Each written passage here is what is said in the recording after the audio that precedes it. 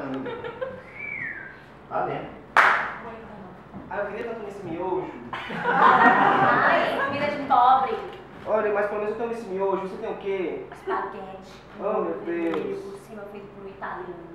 Sabe o que eu tenho de você? Eu tenho pena de você, porque eu sou uma pobre, tá? Eu sou uma pobre. Quando eu tenho esse miojo é concreto, eu sou abstrato.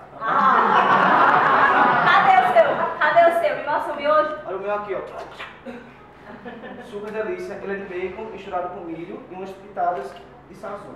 Ele tá abstrato também. Eu vou dizer uma coisa pra você. Triste são aquelas pessoas que não tentam, mas também não erram, tá bom? Aqui. O meu também não erra. Oh, meu Deus do céu. Olha, vou dizer, você tá mais pra mímica da sombra do que pra comer espaguete. E cadê o seu? Pelo menos eu tô tentando fazer uma coisa com você que tá segurando um negócio que nem tem a... Olha só a espessura de miojo. Não fala do meu miojo. Não tem nenhum miojo aí. Cadê? Vocês estão vendo miojo? Não.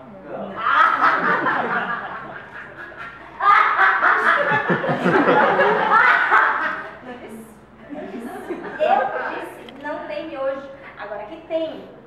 Tu deve ter um que aí. Espaguete. Deixa eu terminar? Vai cá. Espaguete. Um prato Tô vendo. cheio de Ixi, espaguete. coisa cheirosa. Um molho vermelho com Oh, queijo Deus. ralado Tô natural. vendo. Feito por um italiano. Feito por quem? Italiano muito bonito, por sinal. Ah, entendo. Hum? Eu entendo. Muito gostoso esse espaguete. É. Ele caiu.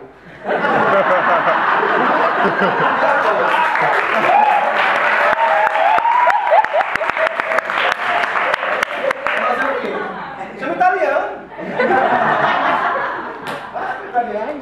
O que é? Ficou ruim? O que é isso? Você!